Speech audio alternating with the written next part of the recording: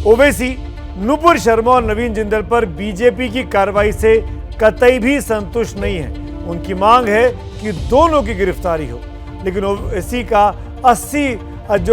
असली गुस्सा है वो फूटा है प्रधानमंत्री नरेंद्र मोदी पर। सवालों की लंबी लिस्ट लेकर आज ओवैसी मीडिया के सामने हाजिर हुए और एक के बाद एक कई सवाल दाग दिए सीधे प्रधानमंत्री मोदी के लिए। ओवैसी के वो कौन से सवाल हैं ये तो हम आपको दिखाएंगे ही, लेकिन इन सवालों के बीच एक सवाल ओवैसी के लिए भी है और वो ये कि उनकी धर्मनिरपेक्षता सिलेक्टिव क्यों है। सवाल नंबर 1, 10 दिन के बाद कैसे ख्याल है प्रधानमंत्री को, जबकि हर प्राइम टाइम शो लोग बोलते हैं प्रधानमंत्री खुद बैठकर देखते हैं। सवाल नंबर 2, क्या असदुद्दीन ओवैसी का डिमांड, क्या असदुद्दीन ओवैसी की आवाज फॉरेन कंट्री के लीडर से कम है क्या? आप उनकी तकलीफ को समझते, हमारी तकलीफ को नहीं समझते आप।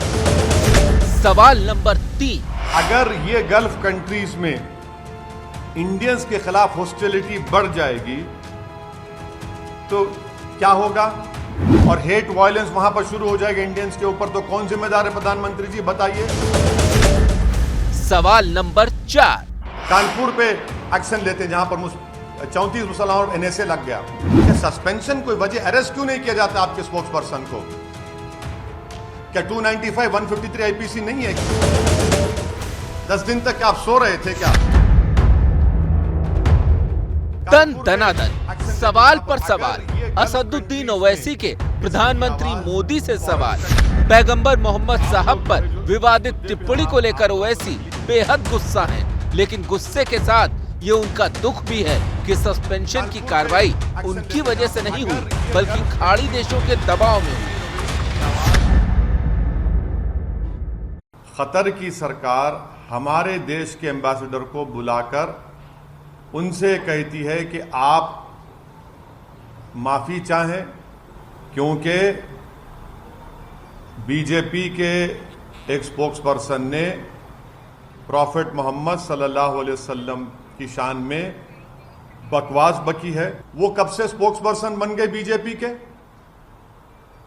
वो कब से कहना शुरू कर दिए फ्रिंज एलिमेंट? लेकिन संविधान की दुहाई देने वाले, धर्मनिरपेक्षता पर बड़े बड़े बोल सुनाने वाले ओवैसी साहब जब कानपुर के दंगाइयों की बात करते हैं तो थोड़े सॉफ्ट क्यों हो जाते हैं? क्यों उनका सेकुलरिज्म बूंदी के मौलाना नदीम अख्तर के खिलाफ कुछ नहीं बोलता? वो मौलाना जो दीन की नहीं मारने काटने की बात करता है। मेरे नबी की शान में अगर एक लफ्ज भी बोला तो याद रख लो जबान काट ली जाएगी। बेशक, हाथ उठाओगे हाथ काट लिया जाएगा। अगर निगाहें भी उठी ना तो निकाल कर बाहर फेंक देंगे।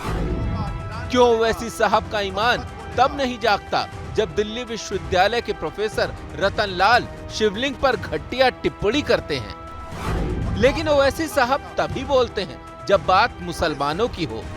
संविधान की दुहाई भी तभी देते हैं जब बात इस्लाम पर आ जाए।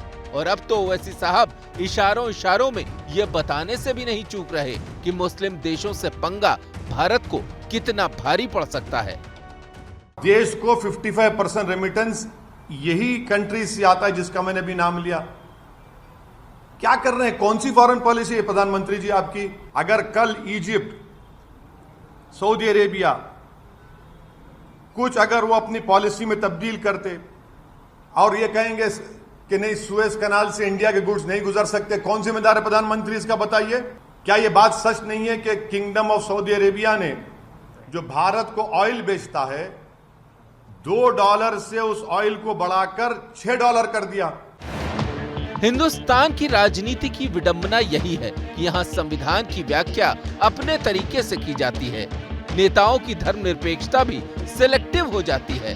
सबका अपना वोट बैंक और इसी वोट बैंक के लिए ही है ये पूरा धर्म युद्ध।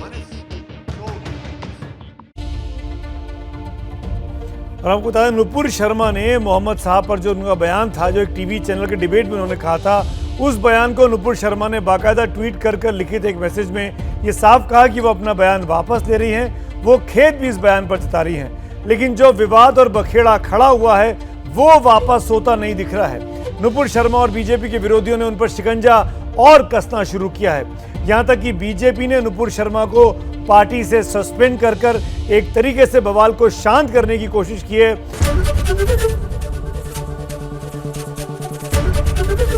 एबीपी न्यूज आपको रखे आगे।